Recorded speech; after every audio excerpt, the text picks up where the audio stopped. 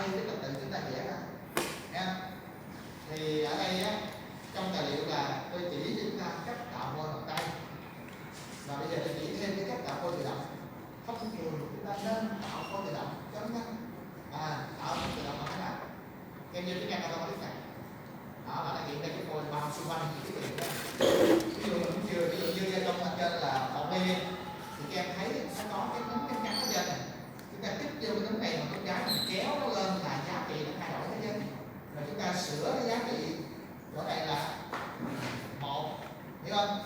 Đó chính là cái đường dư mà mình muốn gia công phải thỏa mãn. Còn nếu bây giờ chúng ta muốn cái giá trị này là 30 giống như trong tài liệu thì em sửa số này là 3, được chưa? Rồi mình enter lập tức nó tạo ra cái phôi cao hơn với chúng ta 30 vậy nha. Thấy cái đường dư chỗ này chưa? Cái 30 này nha. Đó, và mình ok mình đi xong phôi.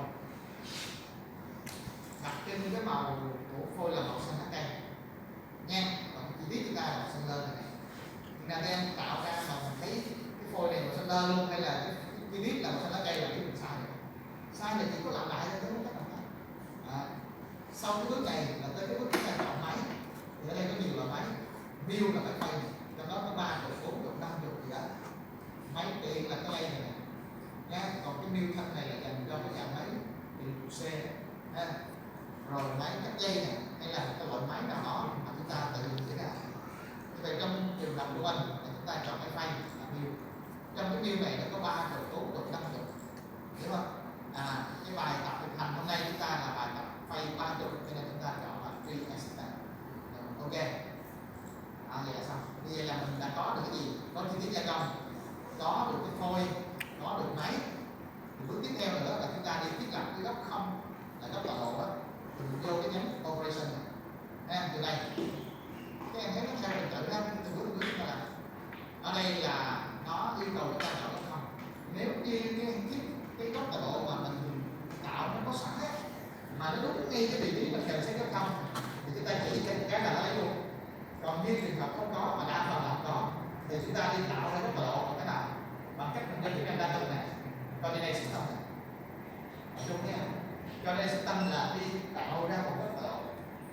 Ví dụ như bây giờ mình muốn tạo cái góc ngoài mình đặt phía trên, cái góc này nè, thì đơn giản là các nhấn chữ control ha. Control thì chắc là chúng ta hiểu rồi, khi nào mình chọn nhiều hơn một đối tượng là mình chỉ control.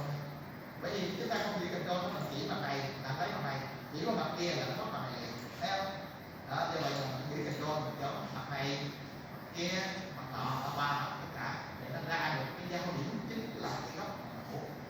Rồi bây giờ chúng ta này, thấy rõ chưa? Mình biết được các bạn tay phải là cái cạnh dài khi dán lên máy thì thông thường ta có xu thế là dán ngồi lên có cạnh dài là nằm theo phương trình x. Như vậy thì cái chắc chắn trực tiếp dương và hướng vào phải là chỗ này. Thấy chưa? Z dương hướng lên là chỗ này, và y dương hướng vào trong. Mà hiện nay cái cực x là đúng đồng nhưng mà nó sai chiều thì các em mở cái tab orientation này ra. Nếu như mà sai cực, ví dụ nó đang sai vậy thì mình biết cái cực này nó phải là z mà nó đang là y thì các em đổi từ y là tiếp. Còn nếu như nó chỉ có sai chiều thì chúng ta đừng có đổi, nhấn lên click là nó đổi chiều thôi. Khi x đổi qua thì lúc này y z nó lại sai gì tiếp tục này. Nhưng mà cái ô đầu tiên này chắc chắn là đúng, là đừng bao giờ sửa lại ô này nữa. Mình quan sát ô thứ hai đó là z thì em coi được z nó đang nằm đâu là phương này. Phương này mình biết nó không phải là phương z mà nó là phương y. Bởi vì z là phải hướng lên thì cái trục giao với gia công nó có tỉa thì lên xuống cái gia công được. Cho nên em đổi từ z này sang là y.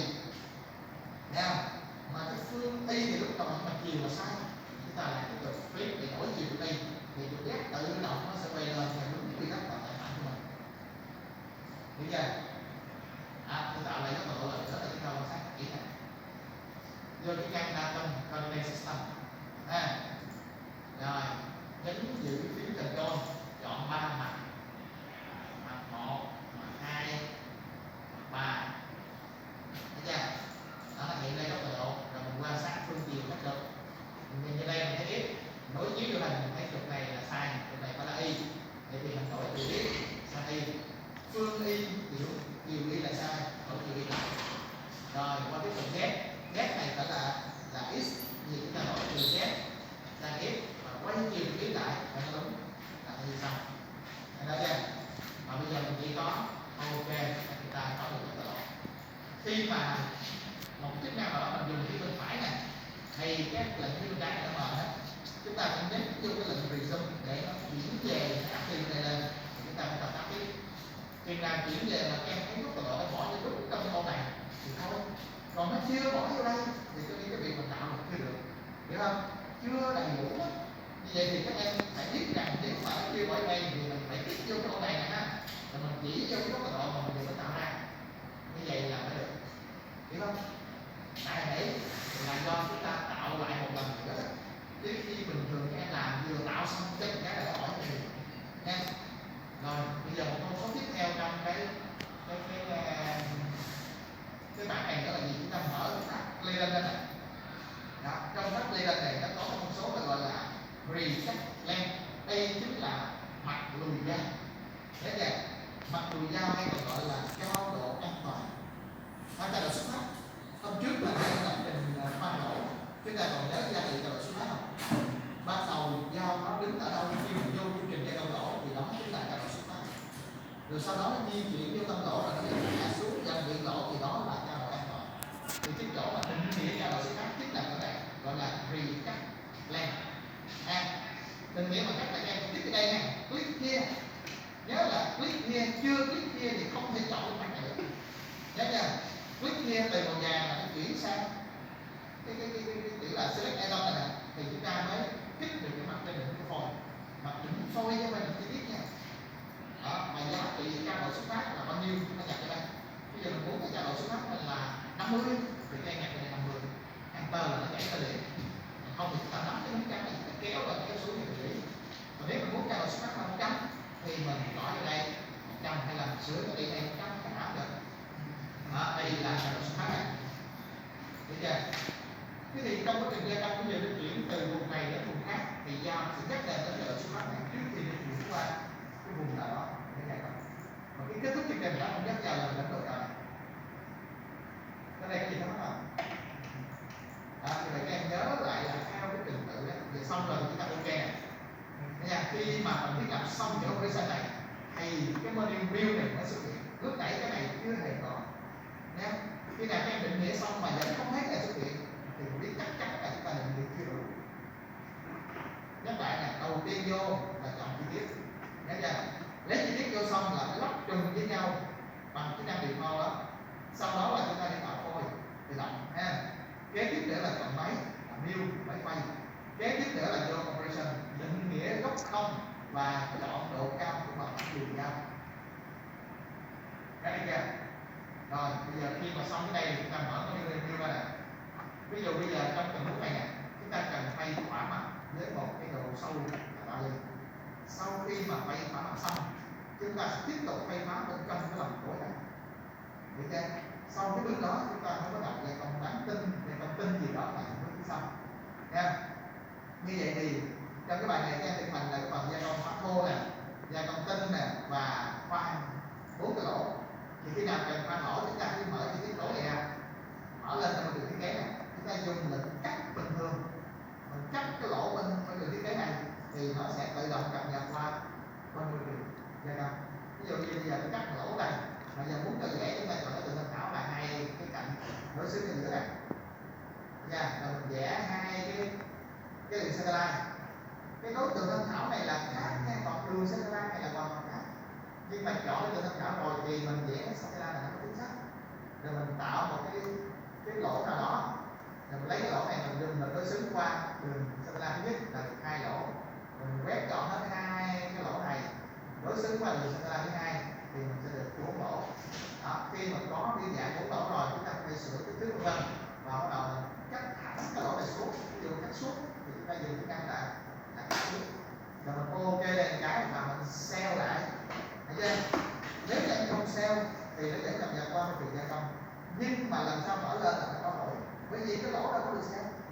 Còn chúng ta sell rồi thì đã lưu lại đó, và lần sau mở lên thì chắc chắn cái lỗ này vẫn còn. Thấy chưa? Rõ ràng là tôi chỉ làm việc thôi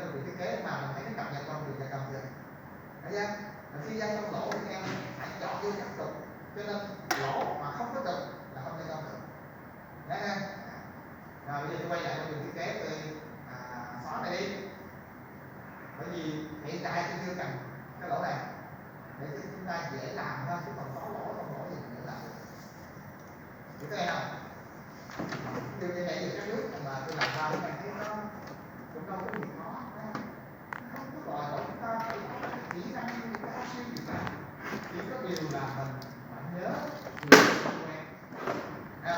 Rồi bây giờ tôi tạo thử một cái đường chạy dao quay hỏa mặt, nó là một đường chạy dao phi phá nhé. Chúng ta làm cái ngang là vô lên rút này, cái này là rút hai, cái này là ra rút này. Mình trong tài liệu tôi nói là kích vào ô men rồi này, kích vào ô volume này, đó là hai cái thông số mà tôi đọc trong tài liệu. Cái men này để đặt tên, cái volume này mình tạo ra thì kích vào không nhé. Còn những cái mặt này ví dụ như dao này hay là thông số cái không này, nhất định là chúng ta phải làm. Rồi bây giờ tên này nó sẽ hỏi mình làm được từ trên xuống dưới. Đầu tiên là tên, ví dụ mình đặt tên là quay hỏa mặt, đặt là hỏa mặt đây, mình phá đó. Đây này, mình có khoảng cách ở đây, mình có cái gì đây, đấy nha. Rồi em ta. Sau đó chúng ta mình nghĩ dao. Khi phây phá thực tế thì chúng ta chọn dao càng lớn cái phây càng lớn. Ví dụ mình nghĩ dao từ phi 80 đến qua rẽ rẽ nó hết. Bây giờ để cho chúng ta dễ quan sát, nói chung là mình quan sát được nhiều lần để chúng ta có cái cảm nhận nhé. Thì chúng ta sẽ định dao có kích nhỏ hơn, từ phi 20 thì nó chạy qua lại cũng 5-7 lần gì đó để chúng ta nhìn cho nó rõ ha. Chứ còn phây phá thực tế em dùng dao 20 là phá hết mặt này lâu lắm. Đây là đường kính dao này, đây là chiều dài dao này nha, đây là loại dao và đây là tên dao. Ví dụ đặt tên là trụ 20, phải vậy. Có người thì thích đặt tên là Emil thì như là EM20, có người thích đặt tên theo D là đường kính 20 là D20, tên gì cũng được, miễn làm sao mình hiểu nó là cái dao trụ 20 là được. Và cái thông số quan trọng nữa là trong cái tab setting này nó có cái tool number. Cái này chính là cái T, ví dụ em để đây bằng 1 thì khi xuất chương trình ra nó báo nó post ra cái mã là gì T01M06 là mã lệnh thay con dao số 1. Được chưa? Còn nếu chúng ta đặt đây là số 5 thì nó post ra mã là T5M06 khi nó cần lấy con dao 20 này.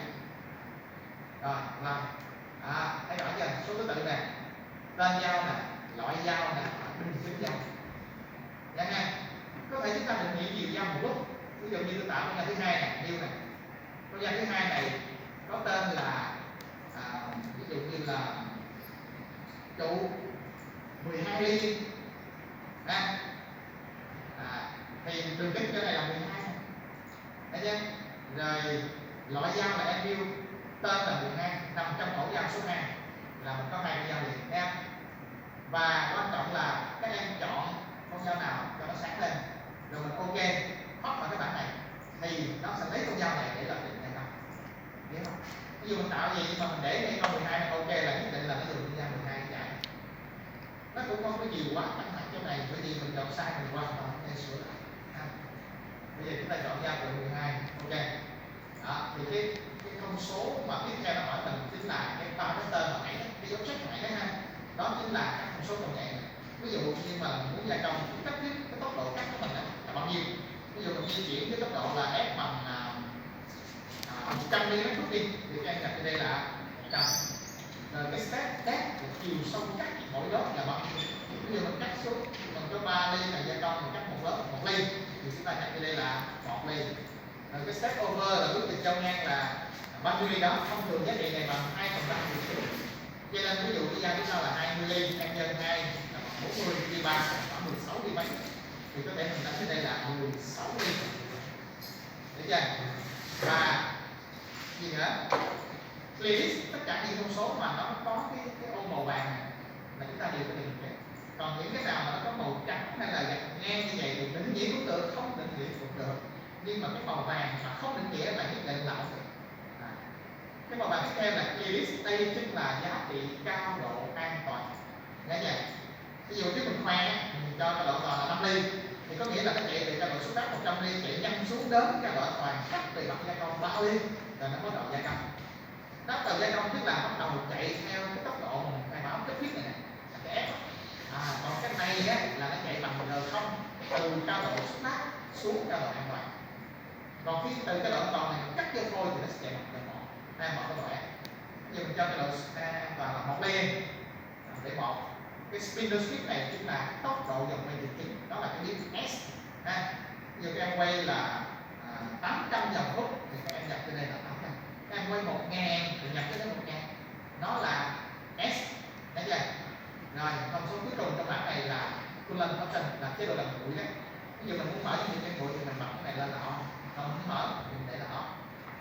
hiểu không? Và những thông số khác, một số cái thông số quan trọng khác là gì?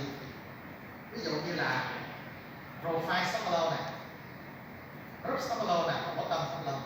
Đây là những giá trị lượng dư trừ lại mà mình phải khai báo. Ví dụ mình muốn gia công vay hết 3 ly này, có trừ lượng dư không? Nếu không trừ lượng dư thì nếu mình để cái bottom mà không để gì hết này là nó lấy theo cái profile là hết luôn đó. Còn nếu em cụ thể em muốn chừa lại là nửa ly thì các em gọi đây là nửa ly.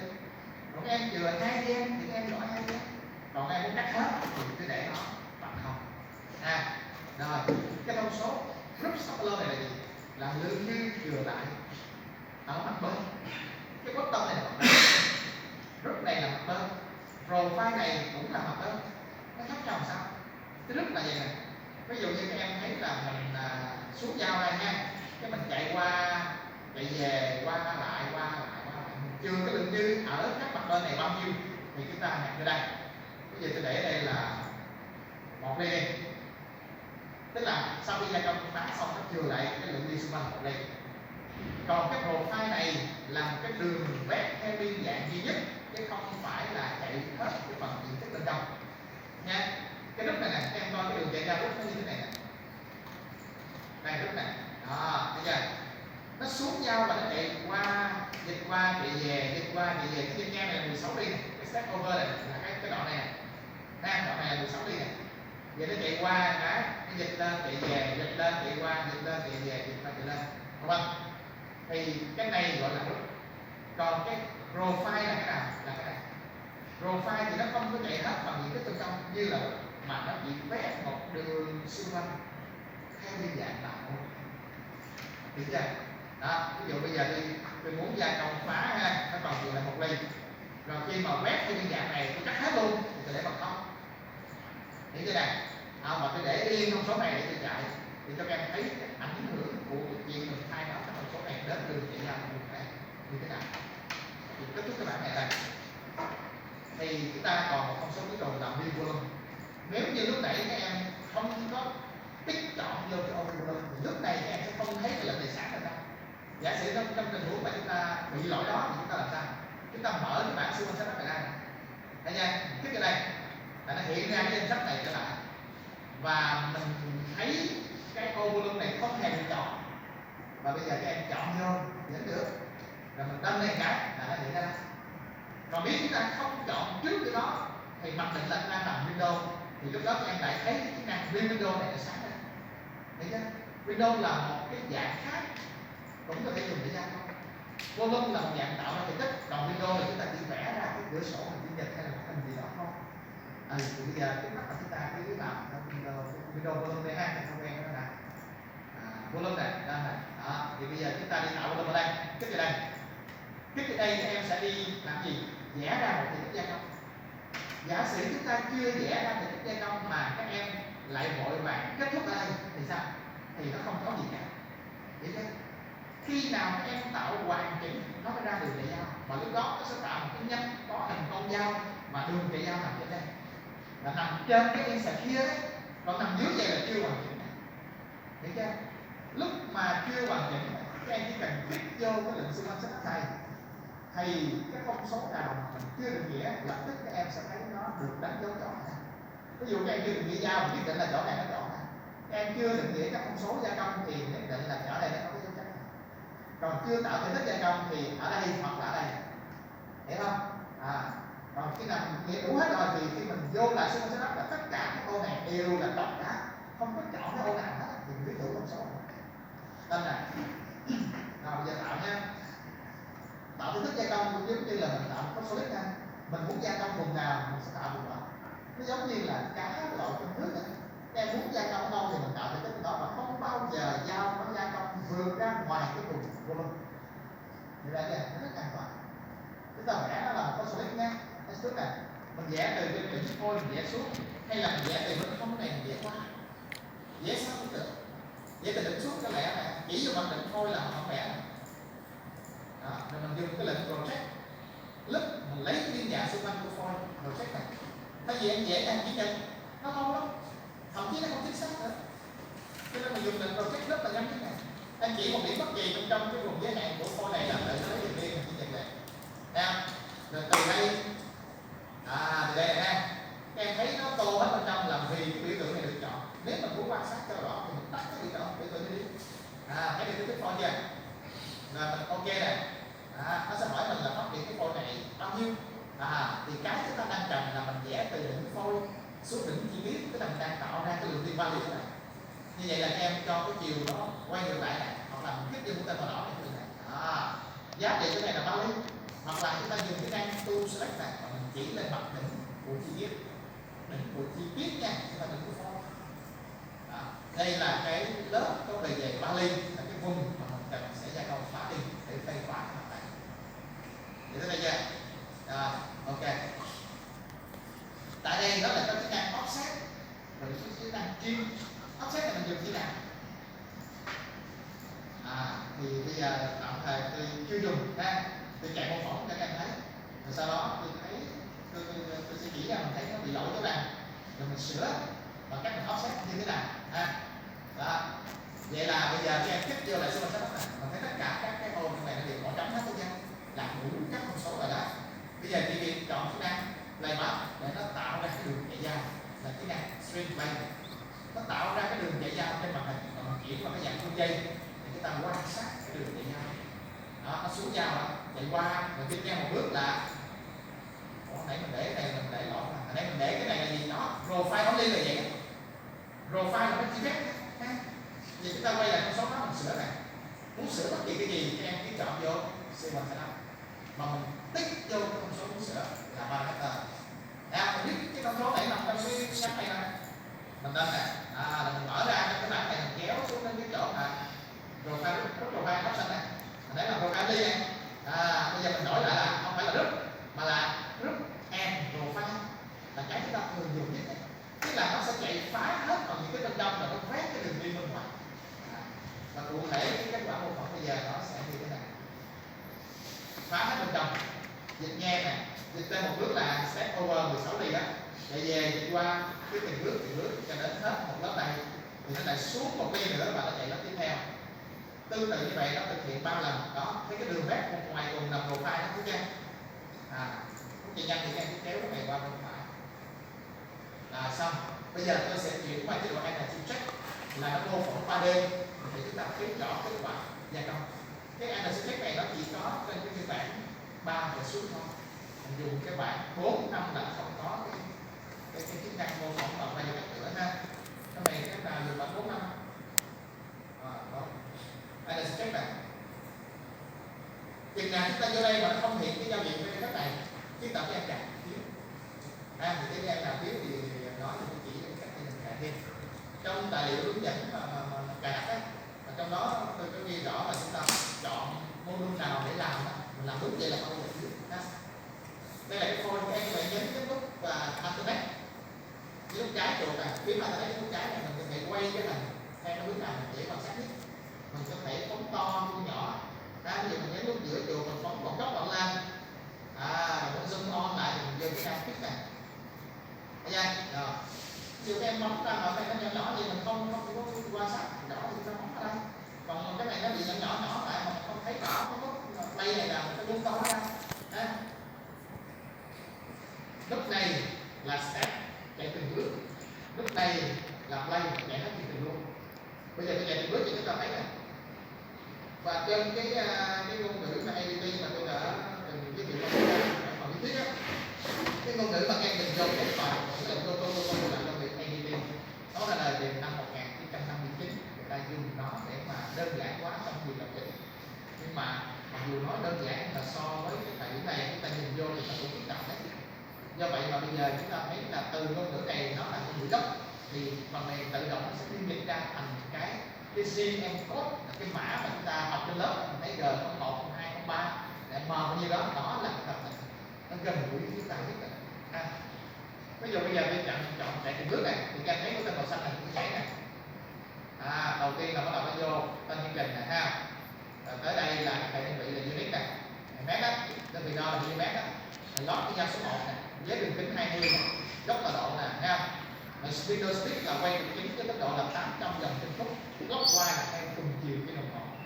Tiếp theo nữa là cái pull on là mở dung dịch trên mũi lên, sau đó nữa là rapid là tốc độ chạy giao nhanh, và vô tu đến cái điểm có tốc độ là x11 y11 đến 100. Đây là giá trị cao độ xuất phát.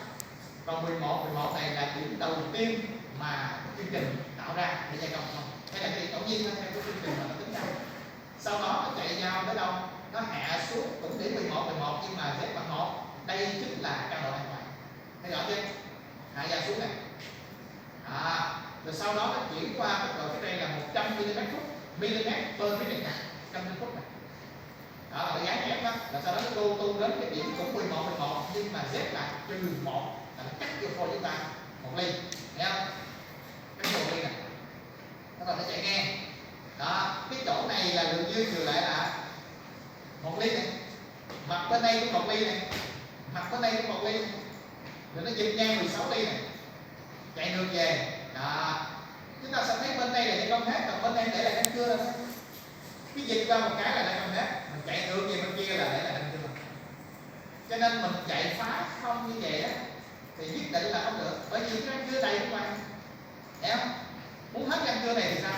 Thì chúng ta phải chạy theo profile, tức là khi mà vừa xong một lớp em thấy dao dịch ra này, đó, nó dịch ra chưa?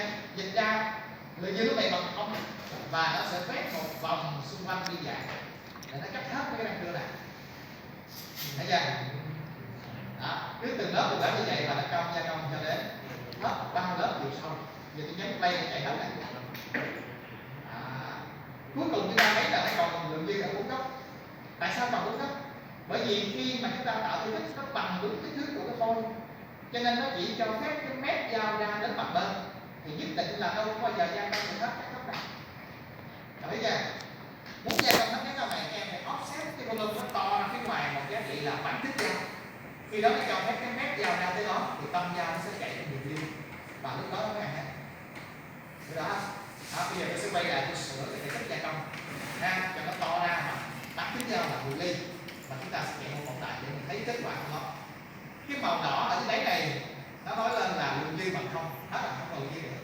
Còn cái vùng trong này nó chưa phải màu đỏ là nó còn lượng dư, mà nó chỉ cần thể tích lần tối, và bước tiếp theo chúng ta sẽ phải gia công. Để tôi đóng lại cái bảng này, đóng này, bỏ đi ra ha, không đâu gì cả. Bây giờ tôi quay sửa lại thông số thể tích thì làm sao? Tôi vô siêu bằng setup này, tôi chọn vô thông số thể tích là volume này, tôi đăng một cái, và lúc này cái thể tích nó hiện ở đây nhé. Tôi nhấn nút phải dưới đây, tôi sửa là redefine volume, và nó quay về cái bảng volume lúc nãy, và trong đó có định kim, định offset vân vân. Thấy chưa? Và lệnh offset này là được thiết kế chuyên dùng cho cái việc offset thể tích, offset vertical walls này, là offset tất cả những cái vách đứng. Ở đây có 4 vách xung quanh thì mình kích vô cái là nó offset hết liền, thấy không? Và giá trị em cần offset là bán kính dao, trong trường hợp này là 10 ly. Ok, xong rồi thì chúng ta chạy lại cái đường dao của mình, playback and là check, nó mở ra cái bảng giao diện này lại, và bây giờ các em chạy mô phỏng thì các em sẽ thấy là không còn lượng dư nào hết. Thấy chưa? Thì tới đây nha. Rồi bây giờ là tôi tạo một bước gia công phá cái lòng tối nữa nha, để chúng ta xem kỹ một lần nữa, và sau đó chúng ta sẽ bắt đầu để gia công tiếp một đường chạy dao khác. Thì các em lên siêu âm kết thúc cái đường chạy dao thứ nhất, và kết quả là mình thấy nó có một đường chạy dao với con dao và đường chạy dao cụ thể. Thấy chưa? Chứ không phải mình tạo đã rồi xong cái mình thấy gì hết cái này có nghĩa là chưa có gì hết. Bây giờ bước tiếp theo chúng ta một đường chạy dao mới, các em cứ là group riêng, mình cũng chọn cái em làm luôn group để tạo tiếp đường chạy dao thứ hai. Lúc này mình cũng đặt tên, chọn dao. Nếu em không chọn dao nó sẽ lấy con dao trước đó nó chạy. Còn bây giờ mình định nghĩa con dao, ví dụ như nãy chúng ta cố tình tạo con dao độ 12 đấy, thì mình sẽ dùng con dao mới. Thông số gia công mình cũng phải điều chỉnh lại phù hợp với con dao mới, và thể tích gia công chúng ta đương nhiên phải tạo thêm, tạo lại, tạo cái mới. Nào, tên này, ví dụ đây là tên là phá này, cái cối này, nha. Ok, trụ 12.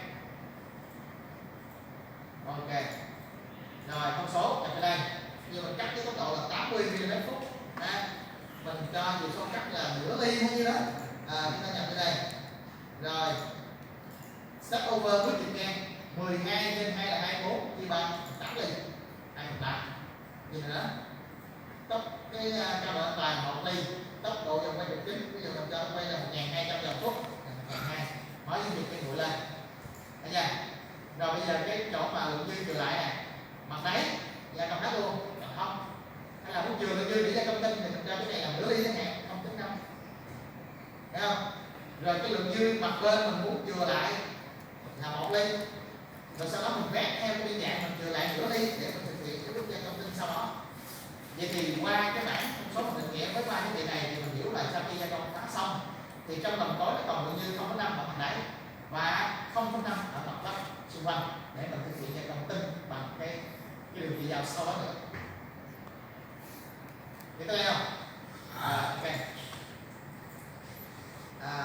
Bắt đầu chúng ta đi tạo thể tích này. Thì đặc biệt cái thể tích của cái lòng tối nó không phải giống như thể tích của cái mặt trên. Cái lòng tối nó có biên dạng phức tạp bất kỳ, chúng ta đều có thể tạo được thể tích, nhưng không phải bằng cách là mình vẽ ra cái hình giống như cái lòng tối đó, mà các em chỉ cần vẽ một cái khối thể tích to hơn cái vùng mình cần gia công là cái lòng tối này. Thì sau đó chúng ta thực hiện cái đường kim đây nè, là tự động cắt bỏ cái phần nào giao nhau giữa thể tích với chi tiết gia công là cái lòng tối, còn phần nào không giao thì nó sẽ còn lại. Cái gì đó thể tích là một cái mình sẽ vẽ ra, thì cái phần nào mà nó giao với chi tiết là tự động nó cắt bỏ, chỉ có cái lòng tối bên trong này là không giao với thể tích thôi thì nó sẽ chừa lại, đã chưa? Đó, bây giờ mình vẽ nè, cái phần phay phả mặt các em vẽ cái phôi là cao hơn chi tiết 3 ly thì cái lớp volume này mình đã phá hết 3 ly đó rồi, cho nên bây giờ vẽ cái thể tích gia công lòng tối và các em vẽ từ những phôi nữa là sai, vẽ từ đây là sai, tại vì cái lượng dư từ đỉnh phôi cái đỉnh chi tiết 3 ly mình đã gia công phá bỏ rồi, hiểu không? Nếu mình làm vậy là nó sẽ có một cái lớp để không phía trên đỉnh phôi mà chưa gia công, cho nên các em phải vẽ từ đâu? Vẽ từ đỉnh chi tiết bằng cái nào? Mình đưa từ cái đây nè, mình nhấn nút phải cho đến khi nào mình thấy mặt đỉnh chi tiết nó sáng lên như vậy, mình mới chọn mặt nút cái để xác định là mình bắt đầu vẽ từ đó mình vẽ xuống. Rồi biên dạng của cái thể tích cối là như thế này thì mình chỉ cần vẽ một hình nào đó bất kỳ to hơn thể tích cối. Bất kỳ có nghĩa là các em có thể dùng một cái đường có hình thù đặc biệt gì đó tùy ý, miễn làm sao mà nó to hơn cái thể tích cối này là được rồi đó, chứ không cần phải là vuông tròn tam giác hay cái gì cả, hiểu không? Bây giờ chúng ta sẽ vẽ cái này với một cái độ sâu là